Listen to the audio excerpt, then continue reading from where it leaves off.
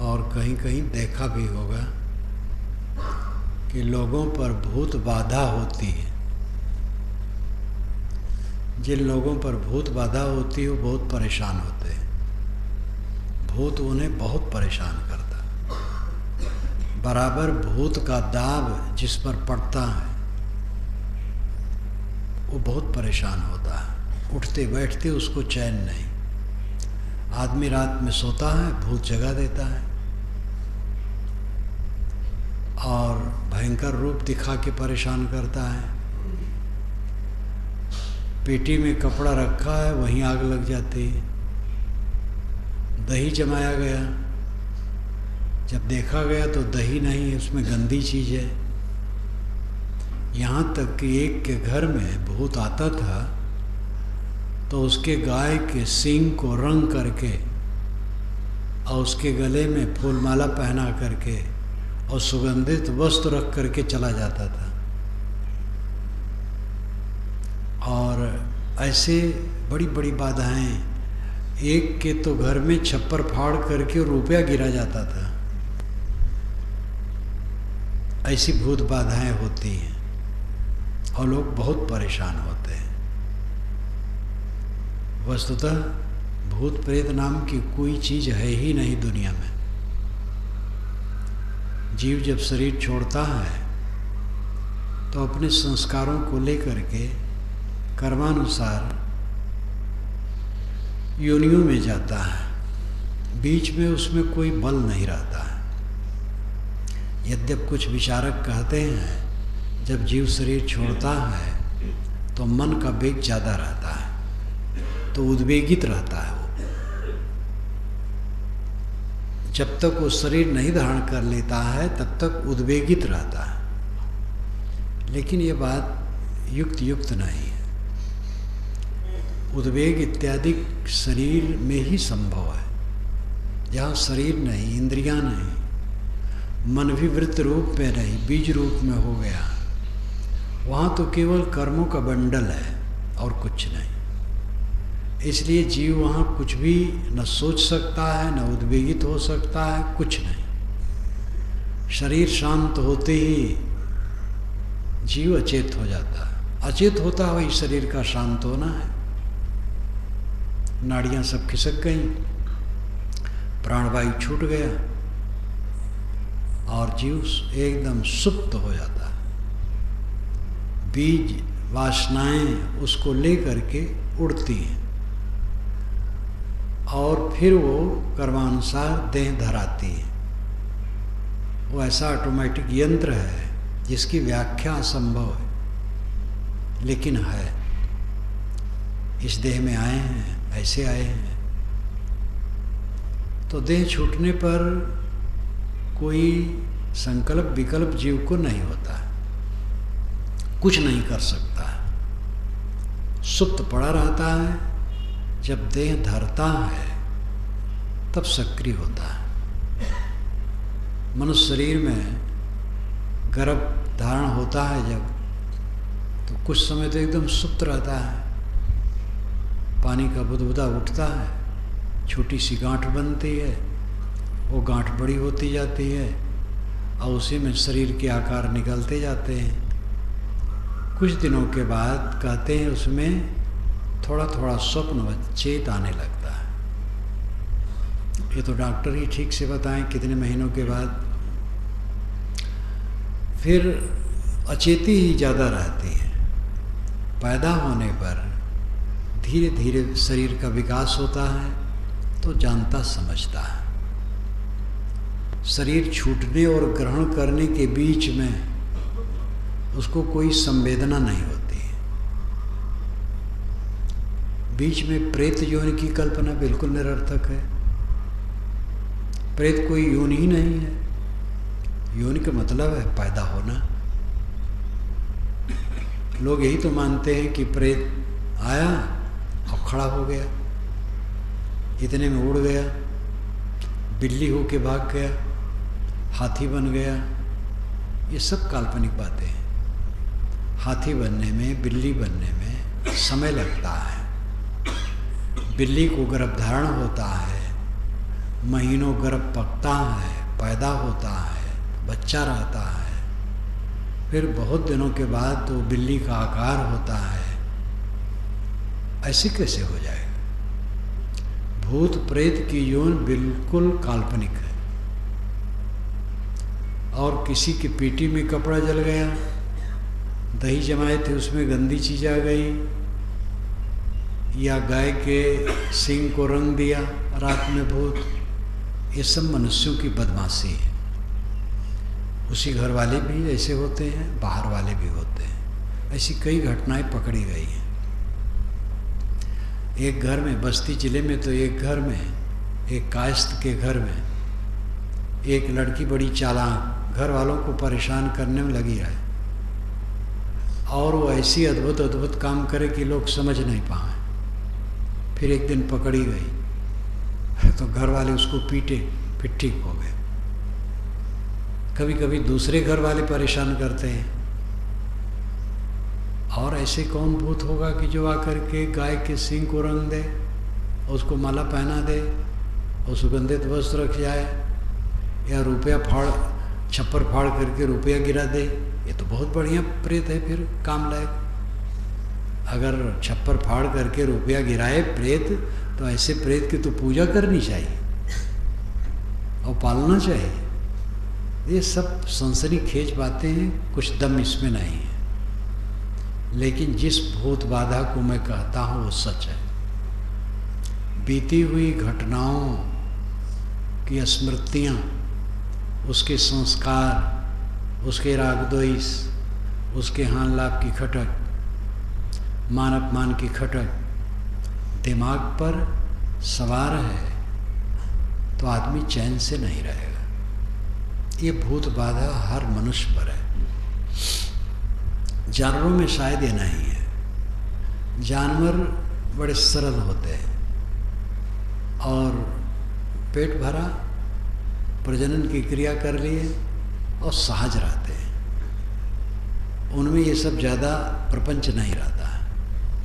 मनुष्य का मन बहुत विकसित है, इसी में सारा प्रपंच है।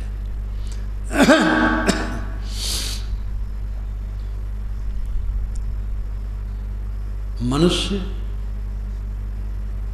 भूत बाधा से ग्रस्त है। बीती हुई घटनाओं को लेकर के वो जपता रहता है। जहाँ जहाँ अनुकूलता मिली है, अनुकूलता का जप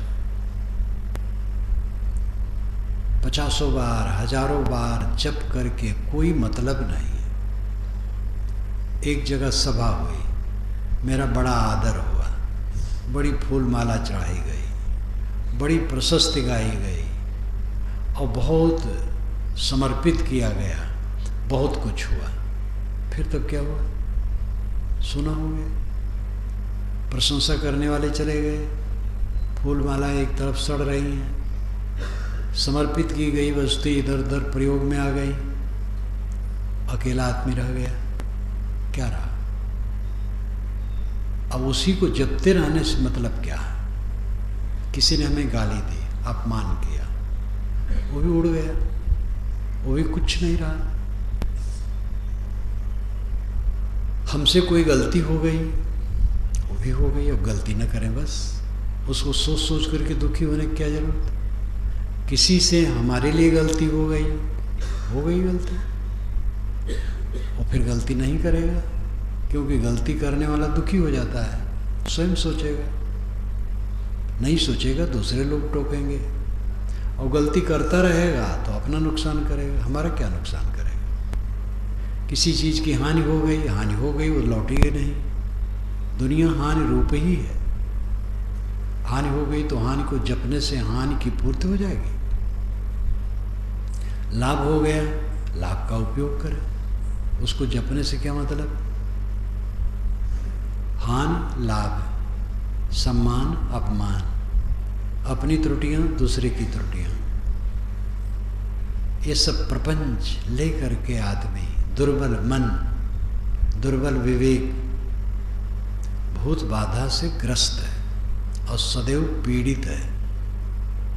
अपने अपने भूत को झाड़ो,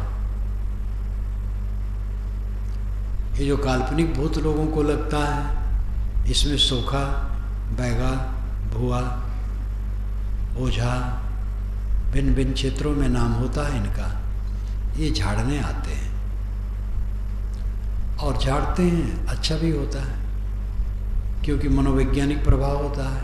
हम पहले मानते हैं मैं भूत पकड़ा है, तो झाड़ा तो मन में आता हाँ पकड़ लिया गया।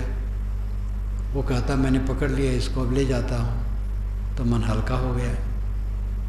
भ्रम से भी रोग होता है और ऐसा भी होता है, सोखा बहेगा प्रयोग दवाई का भी करते हैं, अन्य चीज़ों का भी करते हैं। शायद उनको स्वयं भी भ्रम है मंत्र तंत्र के विषय में, अथवा जहाँ उनको भ्रम नहीं है वहाँ वो मंत्र तंत्र इसलिए करते हैं कि लोग दुर्बल हैं, तो दवाई भी किए और वो भी किए। मैंने कई अपने जीवन की घटनाएं समय समय से बताई हैं। मेरी उम्र उस समय 10 वर्ष की होगी कि 11 की होगी, याद नहीं है। बुखार काफ़ी दिनों तक आया, शरीर दुर्बल हो गया। फिर उसके पश्चात दोनों गांठों में पैर के बहुत दर्द हो रहा था, उठ बैठ नहीं पाता था, खड़ा नहीं हो पाता था। तो एक सोखा बुलाए गए। वो सोखा पंडित थे और व्याकरणाचार्य थे। उनका श्रीमद् भागवत मैं अनेक बार सुना हूँ, जगह जगह करबदर उनको संस्कृत विद्वान, प्रखर विद्वान, और एकदम नाटकीय ढंग से कहा करके सभा को मुग्ध कर देते थे। बड़े चतुर थे, सुंदर, सुशील, सभी गुण उनमें लौकिक थे। साथ साथ वो झाड़ फूक भी कुछ कुछ किया करते थे। बुलाए गए, आए, मुझे कहा कि खाट से पैर लटका दीजिए। लटका दिया। वो खाट के नीचे बैठे और चिकनी मिट्टी सूखी खूब पीस डाले थे पहले, उसको मेरी गांठ में और गांठ के नीचे तक खूब सारते रहे और झाड़ते रहे। 1 घंटा तक साड़े और झाड़े। फिर वो बिस्तर पर चले गए, भोजन किए, विश्राम किए, शाम को फिर बैठे। उतने में काफ़ी राहत मुझे हो गई थी। फिर उन्होंने 1 घंटा झाड़ा। वो फूंक भी मारते जाते थे और मिट्टी से सारते जाते थे। और शाम को मैं उठ के खड़ा हो गया और धीरे धीरे चलने लगा। दर्द काफ़ी घट गया। वो मिट्टी का प्रयोग था, सारने का प्रयोग था, लेकिन साथ साथ फूंक भी मारते थे। तो ऐसे कितने बैगा ओझा होते हैं जो कुछ दवाई का भी प्रयोग करते हैं, कुछ और प्रयोग करते हैं और फूंकते भी हैं। कहीं कहीं केवल फूंकते हैं, तो फूंकते फूंकते भी रोग तो उतरता है अपने आप, फूंकने से नहीं उतरता है। फूंकते गए और उधर रोग अपने आप उतरता गया, तो समझ लिया कि उसी से ठीक हो गया। जैसे किसी गांव में ऐसे भोले लोग थे जो समझते थे कि रात को उलीचे बिना वो जाती नहीं है। उसकी अधिकारी कैसे जाएगी जब तक उलीचोगे नहीं। तो गांव में पारी बंधी थी। 15 लोग गांव के बाहर जाते थे मैदान में और रात भर हाथ से अधिकारी को उलीचते थे। सवेरा हो जाए तो उनको विश्वास हो जाए हमने उलीच दिया। एक कोई संत आए, प्रवचन कर रहे थे देर तक। लोगों ने कहा महाराज अब हम लोग जा रहे हैं, रात उलीचना है, आज हमारी पारी है। रात कैसे उलीचना है बताए? कहे आज न उलीचो, देखे कैसे नहीं जाती है रात। कहे नहीं महाराज रातें रह जाएगी, उलीचना पड़ता है। अरे कहे कुछ नहीं है, सब छूट। उनको रोक लिया। रात बीत गई। तब उनको लगा रात उलीचने से नहीं जाती, अपने आप जाती है। ये बात समझाने कहानी है। शायद ऐसा अज्ञानी कभी न रहा हो। बातें समझाने के लिए कहानी बना ली जाती है। रात उलीचने की तरह हम झाड़ फूक करवाते हो करते हैं। मंत्र तंत्र झाड़ फूक सब झूठ, भूत प्रेत सब झूठ, ये सब कुछ नहीं। लेकिन जो हम लोगों को भूत बाधा है वो झूठ नहीं है। मानव मात्र को जो भूत बाधा वो झूठ नहीं है। वो भूत है बीती हुई बातों को दिमाग पर चढ़ाए रखना और उसी को उठाते धरते रहना। ये भूत बाधा जबरदस्त है और इसका दाब हर जीव पर है, मनुष्य मात्र पर, और इससे वो काफी पीड़ित है। और इसको झाड़ने वाला संत गुरुजन हैं, लेकिन खास आपको झाड़ना पड़ेगा। बाहर वाला भूत तो झूठ है और सुखाया, टंड घंड किया, चला गया और हमने समझ लिया भूत मेरा पकड़ लिया गया और मेरा कष्ट दूर हो गया। लेकिन ये भूत ऐसा नहीं जो दूसरा पकड़ ले। पहले वाला भूत तो भावना मात्र, कल्पना, कुछ नहीं। लेकिन ये भूत तो हमने इसको पैदा किया है।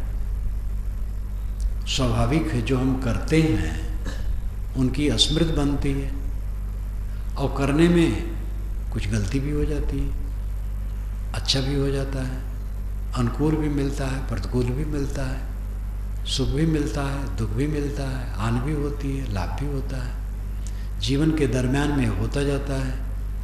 और इन सब के संस्कारों का समुच्चय प्रेत बन करके, भूत बन करके हमारे दिमाग पर सवार होता है और ये चैन से नहीं रहने देता, घुमाता रहता है, घुमाता रहता है। और इसमें लगता है कि ऐसा सोचना समाधान है। समाधान नहीं है, दुर्बलता है, विवेक की दुर्बलता है। हानि हो गई है और उसको सोचते रहें तो लाभ में वो बदल नहीं सकती, और लाभ हो गया है तो सोचते रहें तो लाभ बढ़ नहीं जाएगा। किसी ने हमें गाली दी है, हम सोचते रहें, क्या मतलब है? दुखी होते रहेंगे। गाली दी, हो गया, हम गाली न दें।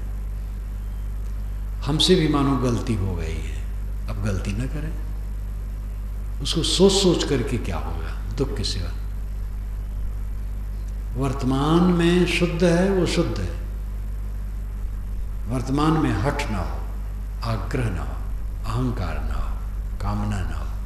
वर्तमान में पूरा शांत हो जाए, निर्माण हो जाए, बस बेड़ा पार है। बीती बातों को सिर पर रख करके क्यों ढोते हैं? ये भूत बाधा सब दूर करो। ऐसा लगता है ऐसा सोचना समाधान है, सोचना समाधान नहीं है। वो विवेक की दुर्बलता से ऐसा होता है। जिनका विवेक बलवान है कुछ नहीं होता, शांत। उनकी यही एक प्रवृत्ति होती है, मैं त्रुटि न करूं, दूसरे की त्रुटि जो मेरे ऊपर हुई वो क्षमा करो, शांत रहो, हानि लाभ की परवाह न करो, सम्मान अपमान की परवाह न करो। सब झूठ है। जो हम देखते हैं झूठ है, जो हम सुनते हैं झूठ है, जो हम बोलते हैं झूठ है। लेकिन इसका अर्थ एक मर्यादा में है। आप कह सकते हैं जब आप झूठ बोलते हैं तो क्यों बोलते, चुप रहिए। जो हम बोलते हैं वो झूठ है तो क्यों बोले, न बोले। ये झूठ ऐसा नहीं है, बोलते हैं समाप्त हो जाएगा। 1 घंटा हम बोलेंगे फिर मौन हो जाएंगे, झूठ हो गया, नहीं रह गया। नहीं रह जाना झूठ यहाँ है। जो हम देखते हैं झूठ है, देखना बंद हो जाएगा, सभा उठ जाएगी, झूठ हो जाएगा। जो हम सुनते हैं, हमारी प्रशंसा, हमारी निंदा, जो कुछ भी खत्म हो जाएगा, झूठ हो जाएगा। सब झूठ हो जाता है। घटनाएं जो घटी हैं पहले की, झूठ हुई कि नहीं? सब झूठ हो गई। पूरा जीवन झूठ हो जाएगा। अव्यक्तादीन भूतानि व्यक्त मध्यानि भारत, अव्यक्त निधनान्यव तत्र का परिदेवना। अव्यक्त आदीन भूतानि, भूतानि आदीन अव्यक्त, प्राणियों का आदि अव्यक्त है। हम लोगों का 100 वर्ष के पूर्व कहाँ रहना था, किस रूप में थे, ये अव्यक्त है, पता नहीं। अव्यक्त नाम लापता। जितने हम लोग बैठे हैं 100 वर्ष के पहले किस रूप में थे, कैसी स्थिति में थे, ये अव्यक्त है। व्यक्त मध्यानि भारत, ये गीता का श्लोक है। श्री कृष्ण महाराज से कहलाया जाता है, अय भारत, अय अर्जुन, भरतवंशी अर्जुन। व्यक्त मध्यानि, मध्य में व्यक्त है, बीच में अभी हम लोग दिखाई देते हैं, एक दूसरे को देखते हैं। अव्यक्त निधनान्यव, निधनानि एव, शरीर छूट जाने पर भी अव्यक्त पता नहीं रहेगा। तत्र का परिदेवना, ऐसी स्थिति में क्या चिंता। जो ऐश्वर्य हमारा आज है वो 100 वर्ष के पहले नहीं था, अभी दिखाई देता है, और शरीर छूटते ही नहीं दिखाई देगा, और इसका संबंध हमारा नहीं रहेगा। फिर इसके लिए क्या रोना धोना, क्यों पीड़ित होना। संतों ने, ऋषियों ने, पंडितों ने, मौलवियों ने, पादरियों ने, ज्ञानियों ने, साधकों ने साधा है, कहा है, सब शरीरधारी दुखी हैं। और दुखी, मैंने कल कहा था, सन्निपातग्रस्त को दुख होते हुए भी उतना दुख महसूस नहीं होता, इतना ज़्यादा हो जाता है। लोग सन्निपातग्रस्त हैं, अपना दुख समझ नहीं पाते। वे धन्य हैं जो दुख को दुख समझते हैं। तो उन्हीं के मन में जिज्ञासा होती है कि ये दुख क्यों, और ये दुख दूर कैसे हो, कहाँ जाऊं, के पास। श्री विशाल साहब कहते हैं, ऐसी मनन मथानियाँ चले रहन दिन जाए, सोई बचे दुख से जो का त्वं दिखा है। तो मनन मथनी जिसके मन में चलती है कि दुख क्यों, किसके पास जाऊं, कौन मुझे बताए, फिर वो धीरे धीरे शोधता है। अपना दुख देखने लेने वाला धन्य है, अपनी त्रुटियों को देख लेने वाला धन्य है। जो अपने को देखता है वो विनम्र हो जाता है, शांत हो जाता है, अपने को संभालता है।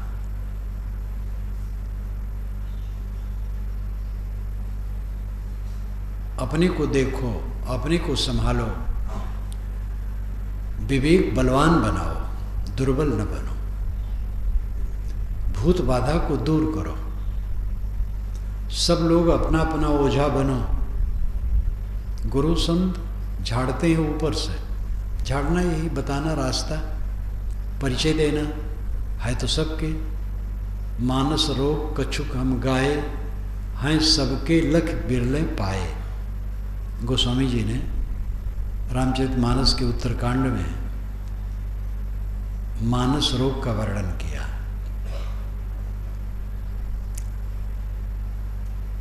रामचरितमानस सुखांत है, दुखांत नहीं। महाराज राम लंका पर विजय करके आते हैं, राजगद्दी होती है, और फिर चारों भाई हिल मिल के रहते हैं। राम को राजा बनाया गया है, लेकिन राम अपने सभी भाइयों को श्रेय देते हैं और सब घुल मिल के रहते हैं और बढ़िया राज करते हैं और संतों ऋषियों का आदर करते हैं।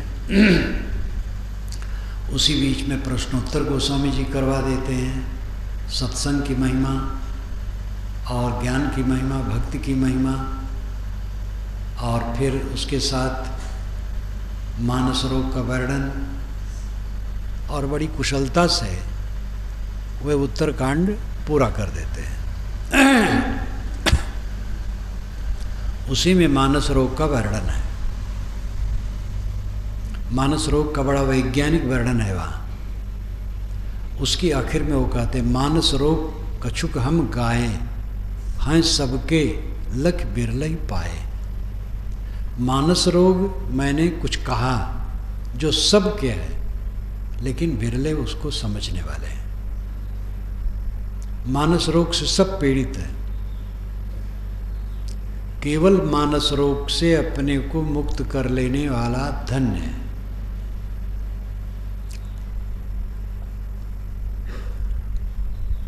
भूत बाधा भूतकाल की बीती हुई बातों की स्मृतियों को लेकर के चित्त में फेरते रहना, घुमाते रहना, घुमाते रहना, घुमाते रहना, ये भूत बाधा है। और इसके दाब से सब जीव पीड़ित है। ये कोई मजबूरी नहीं है, विवेक की दुर्बलता। जो बीत गया है बारंबार सोचने से वो लौट आएगा। हानि हो गई है, कैसे लाभ में बदलेगा? अपमान हो गया है, कैसे सम्मान में बदलेगा? अपमान सम्मान झूठा है, निंदा प्रशंसा सब झूठी है। जो कुछ मिलता है सब झूठा हो जाता है, रुकता ही नहीं है, सब क्षणिक क्षणिक क्षणिक। विवेक बलवान बनाओ। बारंबार जो बात याद आती है, अहंकार, सबका कारण अहंकार है। अहंकार के कारण हम लादे हैं भूत बाधा को।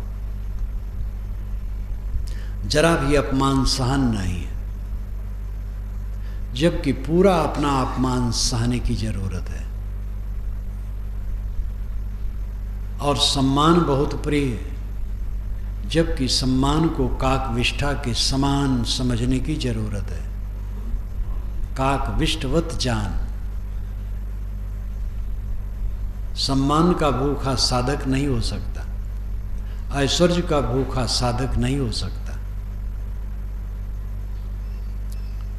दुनिया की किसी वस्तु का भूखा आदमी साधक नहीं हो सकता। जो मोक्ष चाहता हो, शांति चाहता हो, निर्वाण चाहता हो, कैवल्य चाहता हो, अद्वैत स्थित चाहता हो, असंग स्थित परमानंद चाहता हो, वो दुनिया की चाहना छोड़ दे, हर प्रकार की चाहना छोड़ दे। केवल जो उचित कर्तव्य है वो करे, तो कर्तव्य में भी वो आंदोलित नहीं होगा। सुख होगा, दुख होगा, दोनों में सम होगा। हानि हुई, लाभ हुआ, दोनों में सम होगा। जय हुई, पराजय हुई, दोनों में सम होगा।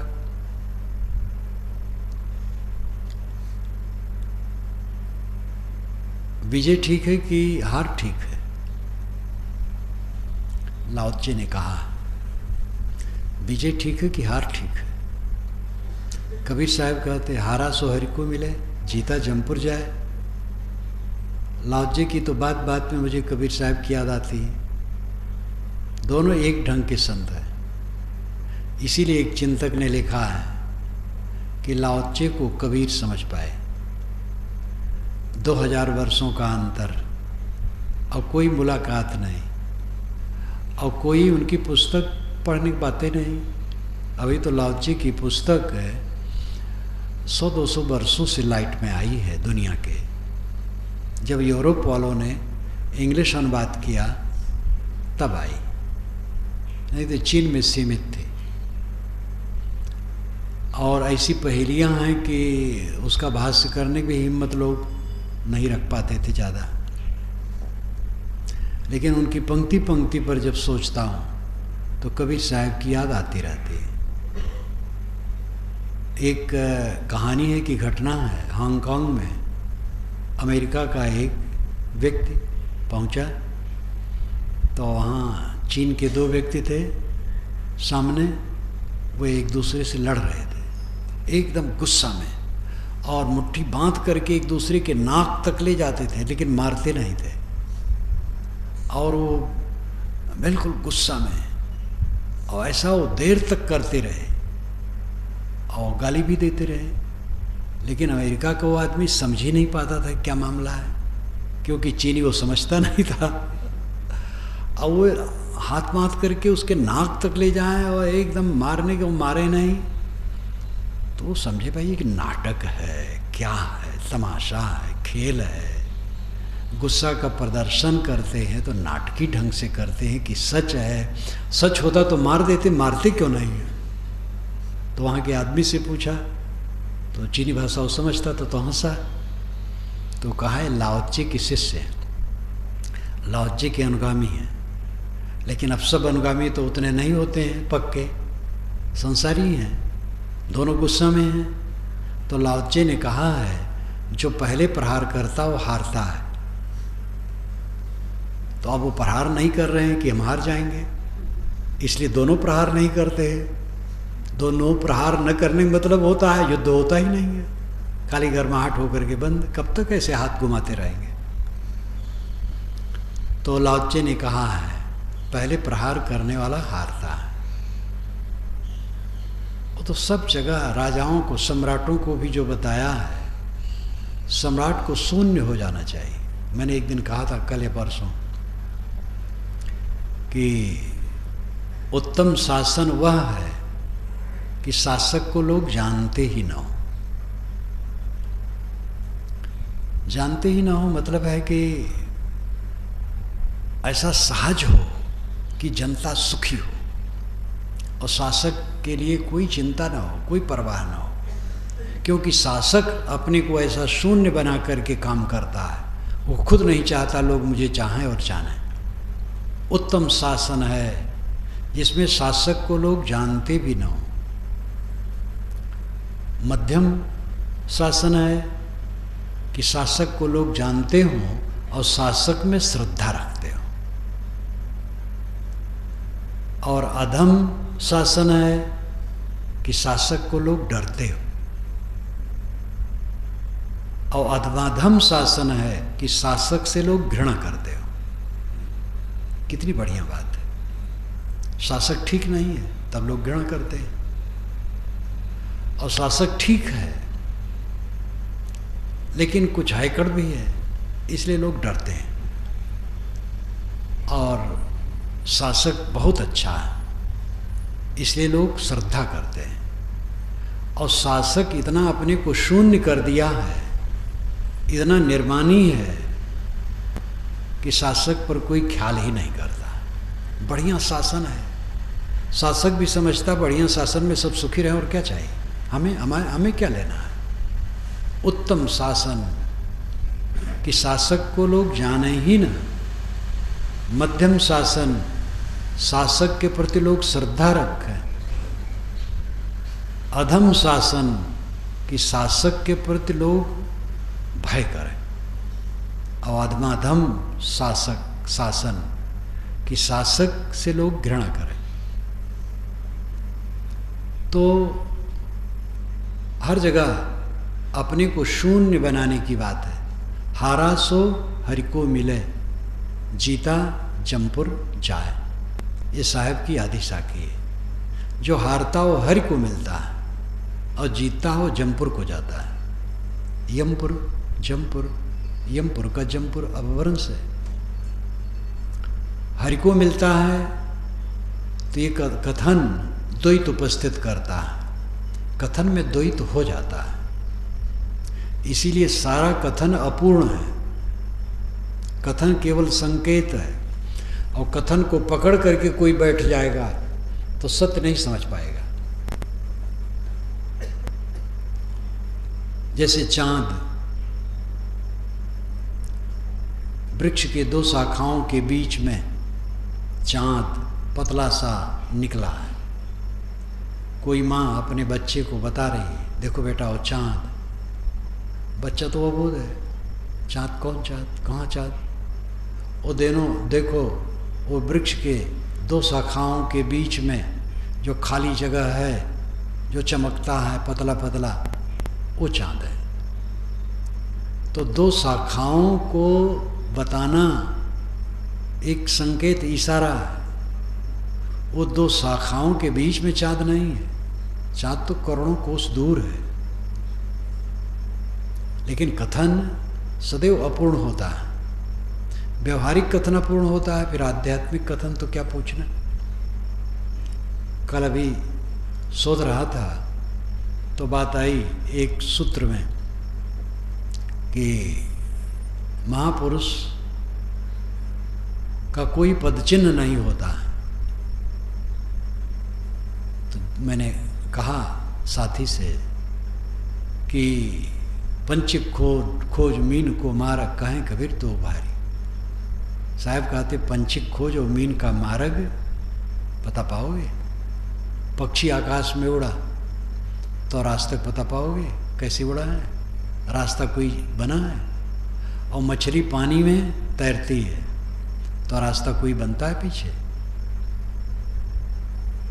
तो लाओत्से ने भी कहा है कि महापुरुषों का कोई पदचिन्ह नहीं होता है। तो तत्काल मैंने उनको विश्लेषण करके समझाया कि कोई कृतार्थात्मा है, परम शांत परमानंद में है, तो ये कैसे बताएगा। यही अगर बताना चाहे तो ही कह सकता है मैं पूर्ण संतुष्ट हूं। अब उसको सुनने वाला कैसे जान पाएगा। किसी की परम शांति आप आनुमानिक ढंग से जान सकते हैं, अनुभविक ढंग से नहीं। अनुमान कर सकते हैं। अगर आप में श्रद्धा है और विवेक बुद्धि भी है और उसको देखते हैं कि उद्वेग शून्य है, निष्काम है, निर्वाण है, शांत है, दुनिया की इच्छा से रहित है, परहेजगार है, तो आपको अनुमान होगा कि इसके मन में शांति होगी। अनुभव नहीं होगा। जब आप वैसे हो जाएंगे तब अनुभव होगा। इसलिए महापुरुष पद चिन्ह नहीं छोड़ते हैं, छोड़ा नहीं जा सकता है। पद चिन्ह छोड़ते भी हैं, उसका भी अपना अर्थ है। सारे कथन सापेक्ष होते हैं और जब निरपेक्ष में हम अर्थ लगाते हैं वहीं विवाद होता है कि देखो ऐसा कहा है, यहाँ तो ऐसा कहा है। तो महापुरुष पदचिन्ह भी छोड़ते हैं। पदचिन्ह क्या छोड़ते हैं? जो उनका बाहरी व्यवहार है वो पदचिन्ह है। वही झगड़ा नहीं करते किसी से, किसी की बात सह लेते हैं, क्षमा कर देते हैं, गम खाते हैं, संतोष रखते हैं, थोड़ी वस्तुओं में गुजर करते हैं, दुनिया के ऐश्वर्य बटोरने की इच्छा नहीं करते हैं, लाग डांट नहीं करते हैं, कलह नहीं करते हैं, विवाद नहीं करते हैं, साधना परायण हैं, अंतर्मुख हैं, परहेजगारी कायदे से करते हैं। ये सब उनके आदर्श हैं, पदचिन्ह हैं। संत साधक पुरुष है तो स्त्री को साथ नहीं रखता, चाहे वो साधिका हो चाहे संसारी हो। साधक है, संत है, पुरुष है तो अपने आश्रम में या अपने साथ किसी साधिका को, किसी स्त्री को नहीं रखेगा। जहाँ मिल गए, मिलना जुलना हुआ, आपस में विचारों का आदान प्रदान हुआ, वो ठीक है, लेकिन वो साथ में नहीं रखेंगे। कोई साधिका होगी और आश्रम बना के रहती है या जहाँ रहती है वो किसी पुरुष को साथ में नहीं रखेगी, ये उसका पदचिन्ह है। दूसरे लोग इसका अनुसरण करें। जो साधु बन करके साधुनी रखे हैं साथ में, कुटी बनाए हैं, साधुनी भी रखे हैं, वो गलत करते हैं। हो सकता है वो ठीक हो, ये बात नहीं कि सब गलत होते हैं। ऐसे भी महात्मा हैं कि जो सुविधा के लिए स्त्री रख लेते हैं, तो स्त्री माचती धोती सब काम करती है, मेहनती है, सेवापरायण है, लेकिन ये अच्छा नहीं। कितने लोग हैं माँ और पुत्र हैं, जीवन भर साथ रहते हैं, तो कोई दोष थोड़े रहता है। लेकिन वो अलग विषय है। कोई साधु हो और स्त्री रखे कुटी में, हो सकता हो दोनों निदाग हो, सही हो, लेकिन आदर्श अच्छा नहीं। लोग क्या समझेंगे? इसलिए वो बढ़िया पदचिन्ह नहीं छोड़ेंगे, नहीं रखना चाहिए, अलग होना चाहिए। गृहस्थ साधक है, उनकी बात अलग है। गृहस्थ साधक है, गृहस्थ महंत है, उनके घर में स्त्री है, ठीक है। ऋषि मुनि होते थे, सपत्नीक ऋषि, और साधना परायण होते थे। गृहस्थी में रहते हुए भी 1-2 संतान होने के बाद ब्रह्मचर्य पालन करते थे और निर्लेप रहते थे, जल में कमलवत गृहस्थी पालन करते हुए। तो ऋषियों का आदर था। आज भी ऐसे महंत हैं जो गृहस्थ हैं, घर में रहते हैं, पत्नी बच्चे हैं, वहाँ कोई बात नहीं, गृहस्थ रूप ही है। वो जितना सचौटी से अपने को पालें, साधन करें, उनका कल्याण हो गया। उनका अंदर बाहर एक है, कोई बुरा नहीं। लेकिन काछ काछे वैसे नाच नाचे। साधु वेश बनाया विरक्ति का और घोषित किया मैं विरक्त हूँ, और फिर साथ में स्त्री रखे, साधिका है, साधना करती है, साथ में पुरुष रखे, तो दोनों गलत पदचिन्ह छोड़ते हैं। ऐसे और बातें हैं जो मर्यादा विरुद्ध है, वो नहीं चाहिए। मर्यादा अनुकूल चाहिए।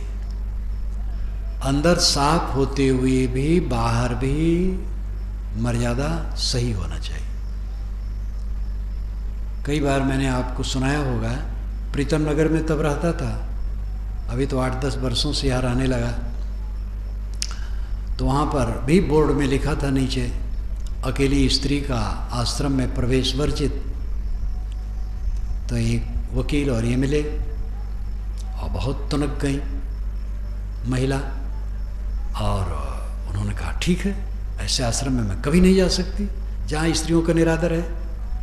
तो कोई सड़क में सुना, मुझे बताया, तो मैंने कहा बुला लाओ। तो बुला लाए, बैठी, तो मैंने समझाया। मैंने कहा आप और मैं दोनों यहाँ रहूं, केवल आप और मैं, और कोई आ जाए तो उसको हो सकता अच्छा न लगे कि ये दोनों बैठे हैं। तो उन्होंने कहा हाँ बात तो है। मैंने कहा आप ठीक है, मैं ठीक हूँ, लेकिन हम और दोनों बैठे हो एक कक्ष में, और कोई आवे तो क्या कह सकता है? उसके मन में भ्रम हो सकता है कि हाँ हो सकता है। मैंने कहा इसीलिए ये नियम है कि इस आश्रम में अकेली स्त्री प्रविष्ट न हो। अगर वो मिलने आती है तो उसके साथ में और लोग भी हो। जहाँ तक हो पुरुष हो अच्छा है, नहीं पुरुष हो तो अन्य स्त्रियाँ भी हों, कई हों, तो आवे मिल ले और चली जाए। यहाँ स्त्री अकेली रह नहीं सकती है, वो भी ठीक है। उसका पति साथ में है, पुत्र साथ में है, पिता साथ में है, तो रह ले, 2-4 दिन रहना है सत्संग के लिए, कोई गलत नहीं है। तो ये मर्यादा है। यद्यप शुद्धम लोक विरुद्धम न करणीयम न करणीयम, ये संस्कृत भाषा की कहावत है। यद्यप शुद्ध हो लेकिन लोक विरुद्ध हो तो नहीं करना चाहिए। और ये बात सबके लिए है। गृहस्थ है, किसी के घर गया है मिलने, वहाँ केवल स्त्रियां हैं, पुरुष नहीं हैं, तो उसको चाहिए वहीं से बाहर ही से खड़े खड़े बात कर ले और चल दे, वहाँ बैठे ना। स्त्री है, किसी के घर गई, जरूरत रहा, वहाँ पुरुष केवल है, स्त्रियां नहीं हैं, तो बाहर से बात करके चल दे, वहाँ बैठे ना। बात बात में संदेह लोगों को होने लगता है, भ्रम पैदा होता है। आदमी निर्दोष है लेकिन ऑब्जेक्शन आ जाता है, प्रदूषण फैलता है। इसलिए पवित्र होते हुए भी आदर्श बाहर का पवित्र होना चाहिए।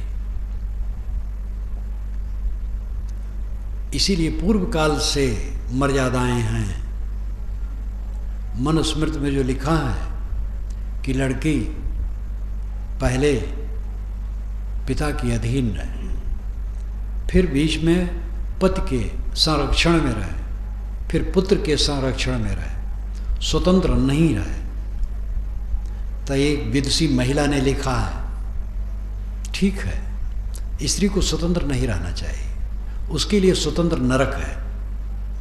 तो बहुत उलझ करके उसने लिखी है, परंतु वो समझी नहीं है जो उसमें कहीं काम होता है। लेखक ने बहुत अच्छा लिखा है। मनुस्मृति मन का बनाया नहीं है। मनु शब्द वेदों में आता है, तो मनु के लिए भी ध्वनन होता है, राजा के लिए, और कई जगह मनु मनुष्य के लिए होता है। तो मनु नाम के जो राजा हुए हैं वो वैदिक काल के भी पूर्व हिस्से में हुए हैं। तार्किक दृष्टि वाले मानते हैं कि आज से 5000 वर्ष पूर्व वेद बन गए हैं, कम से कम ऋग्वेद।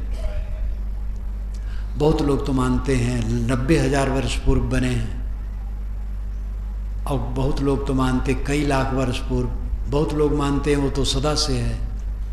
लेकिन जो अत्यंत तार्किक लोग हैं वे भी आज से 5000 वर्ष पूर्व वेदों की रचना हुई मानते हैं।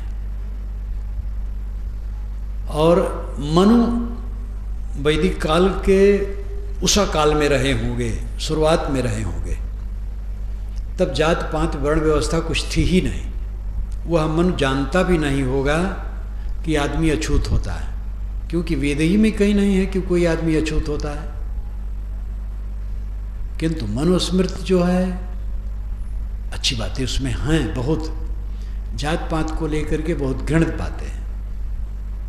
शूद्र को अपना नाम जुगुप्सित रखना चाहिए, गंदा, जैसे पहले नाम लेते ही जान जाए, जैसे झग्गर, झाड़ू, खुरबहरा, गुहा, लतखोर, ऐसा जुगुप्सित नाम, घृणित नाम रखना चाहिए शूद्रों को अपना। जैसे श्रवण सुने कि क्या नाम है, क्या नाम भैया, झग्गर, समझ जाए ये शूद्र है। ये सब रोग बीच का है, वैदिक काल का नहीं। तो मन का दोष नहीं है मनुस्मृति में जो गड़बड़ है। बिना समझे लोग मन को गाली देने लगते हैं। ये पक्का है कि मनुस्मृति का लेखक अन्य स्मृतियों का ज्ञाता था और विद्वान था और कुशल था। इसलिए जितनी स्मृतियां हैं सब में मनुस्मृति सबसे संपन्न है, बड़ी भी है, संपन्न है और काफ़ी अच्छी है। किंतु ये पक्ष बहुत गलत है। तो मनु बहुत पुराकाल में हुए हैं और ये किसी पंडित का लिखा है, समर्थ पंडित था, इतना तो मानना पड़ेगा, लेकिन जात पात को लेकर के संकुचित था। उसमें श्लोक आया है। ये श्लोक दूषित नहीं है। लड़की पिता के संरक्षण में रहे, जब विवाह हो गया तो पति के संरक्षण में रहे, और जब और आगे पुत्र के संरक्षण में रहे। तो संरक्षण में रहना उसकी और बादशाहत है, आदर है, कोई बुरा नहीं है। आखिर स्त्री का शरीर तो स्त्री का शरीर ही रहेगा, पुरुष का शरीर तो नहीं हो जाएगा।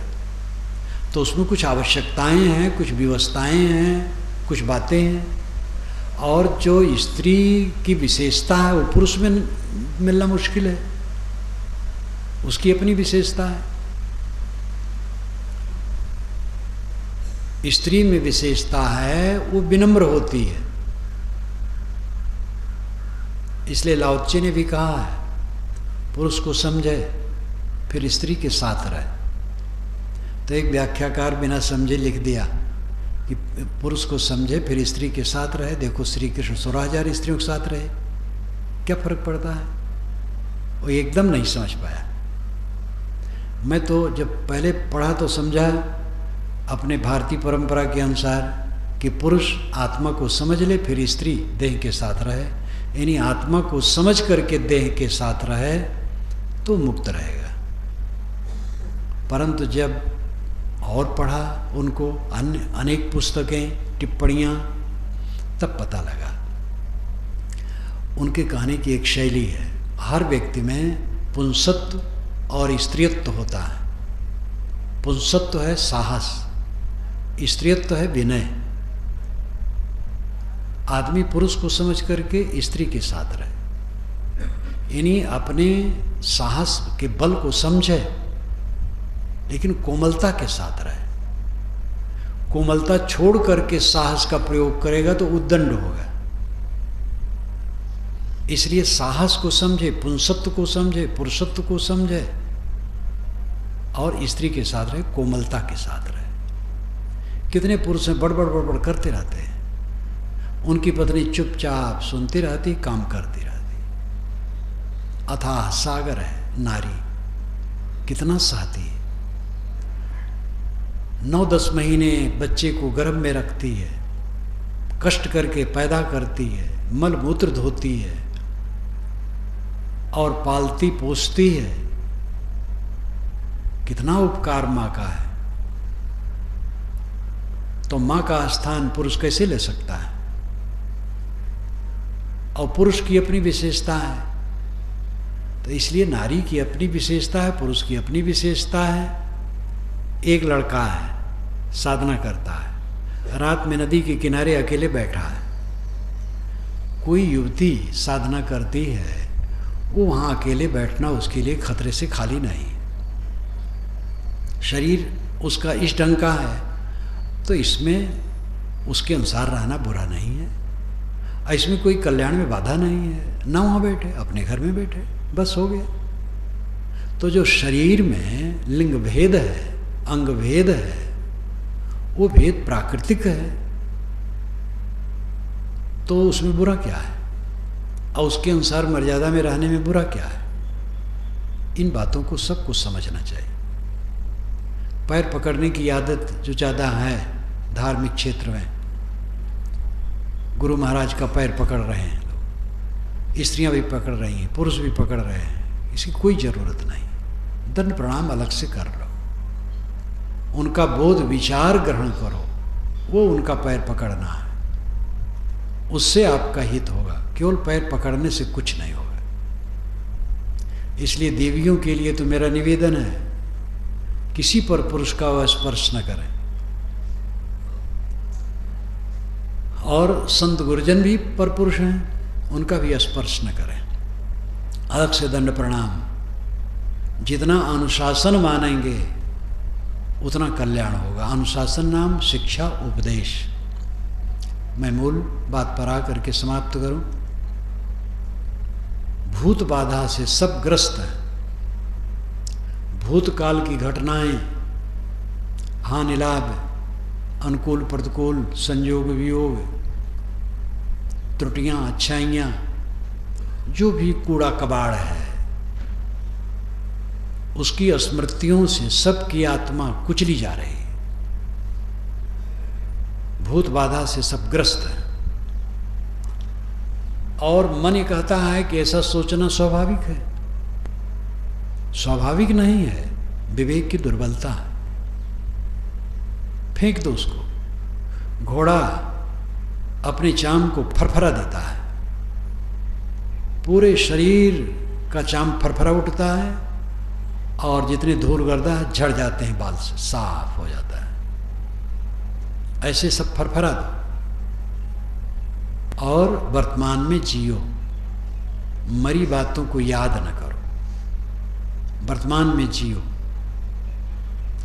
वो ये केवल भ्रम का बादल और उसमें कुछ नहीं। वर्तमान में आपको सुख कैसे है? क्षमा करना, गम करना, शांत रहना, संतोष से रहना, निर्माण रहना, निष्काम रहना। अगर ये सद्गुण आप वर्तमान में अपनाते हैं तो आपके जीवन में कोई तकलीफ नहीं आएगी। सब लोग अपने अपने भूत को झाड़ो, परखो। ये मन सबको रगड़ रहा है, क्योंकि मन को ऐसा हमने बलवान बना दिया। विवेक में बलवान बनाएं, अंदर से विवेक से इतना मजबूत बनो कि उसकी चट्टान पर सारी भ्रांतियां टूट करके बिखर जाए। ये आपको खुद करना पड़ेगा। हमें, आपको, सबको अपना अपना व्यक्तिगत विषय है। संत गुरुजन भक्तजन निर्देश केवल कर सकते हैं, करना खुद पड़ेगा। सभी साधक अपने अपने भूत को झाड़ें, ध्यान रखें, उठते बैठते लेटे चलते। जब आप काम करेंगे तो भूत बाधा हल्की रहेगी, क्योंकि सक्रिय रहेंगे काम करने में, मन लगा रहेगा काम में, सेवा में। बातचीत करेंगे तब भी मन उसमें बटा रहेगा। जब आप अकेले होंगे, लेटे होंगे, बैठे होंगे, चलते होंगे, अकेले होंगे, तब भूत चढ़ेगा, फिर परेशान करेगा। अब आप मानते हैं ये तो स्वाभाविक है, स्वाभाविक नहीं, उसकी कोई ज़रूरत ही नहीं। वो आपके विवेक की केवल दुर्बलता है, और ये काम किए बिना कोई स्वरूप स्थित नहीं कर सकता है। तो जीवन आगे भी जब तक है, जितना क्षण है उतने क्षण में द्वंद्व आएंगे, बाहर के भी द्वंद्व आ जाएंगे, और भीतर का निज पर मन के फंद बहु पचय न तिन में मील। श्री विशाल साहब की आदि साखी। अपने और दूसरे के मन के बहुत से फंदे हैं, उसमें मिल करके पचे ना। अपना मन झंझटी है, कुछ सोच सकता है बिला वजह, और दूसरे साथी बराती के मन, मिलने वालों के मन, ना अपने मन के प्रपंच में मिलो, न दूसरे के मन के प्रपंच में मिलो। निज पर मन के फंद बहु पचे न तिन में मील। केवल अपने मन को कोई जो साफ करे और लगा रहे इसमें, उसका रास्ता सुखद हो जाता है। मन से ऊपर उठना, यही जीवन की ऊंचाई है। बाकी तो दिखावा है। धनी है, पूंजीपति है, विद्वान है, पूज्य है, गुरु है। गुरु के विषय में कहा करता हूँ, एक गुरुत्व है स्वरूप स्थित, वो असली गुरुत्व है। हर जीव गुरु है, श्रेष्ठ है। जो स्वरूप में स्थित है वो गुरु है। और एक गुरु है जो दूसरे को दीक्षा देता है। तो दूसरे को दीक्षा देने वाला असली गुरु भी हो सकता है, और ऐसा गुरु नहीं भी हो सकता है। अपने स्वरूप में भी स्थित है और दूसरे को दीक्षा भी देता है। दूसरा है स्वरूप में तो स्थित नहीं है, सदाचारी है, स्वरूप विचार है, और गुरु भी है। और ऐसे भी हैं विचार विचार कुछ भी नहीं है, लेकिन गुरु है। तो गुरुवाई करना, दीक्षा देना एक अलग विषय है, और गुरुत्व में स्थित होना अलग विषय है। बड़े गुरु बाबा हैं, प्रभावशाली हैं, ये बाह्य ऐश्वर्य है। बड़े मठाधीश हैं, ये बाह्य ऐश्वर्य है। बड़े विद्वान हैं, बाह्य ऐश्वर्य है। इसमें आपकी उपलब्धि नहीं है। आपकी उपलब्धि है मन हल्का रहना, भूत आपको सता न पावे, बीती घटनाओं का दौर दौरा चित्त में हो न पावे। चित्त हल्का रहे, शांत रहे, संतुलित रहे, ये आपकी उपलब्धि है। मन की दुर्बलता से होता है, विवेक की दुर्बलता कहना चाहिए, विवेक की दुर्बलता से होता है। विवेक को बलवान बनाओ। चित्त की एकाग्रता का मतलब है विवेक में मन ढल जाए, और विवेक में ढलने का अर्थ है चित्त एकाग्र हो। तो इस समय का जो विषय रहा मेरा, भूत बाधा से ऊपर उठो। जो काल्पनिक भूत प्रेत है वो झूठे हैं, वो कुछ नहीं है। लेकिन बीती घटनाओं, स्मृतियों, हानि लाभों को लेकर के जो मन उद्वेलित होता है, ये भूत बाधा है। इसको झाड़ करके शांत करो। चित्त सुबस और शांत हो, यही जीवन का सच्चा सुख है। अहम शुद्ध चैतन्य ज्ञान स्वरूपम अजराहम अमराहम अखंडम अनूपम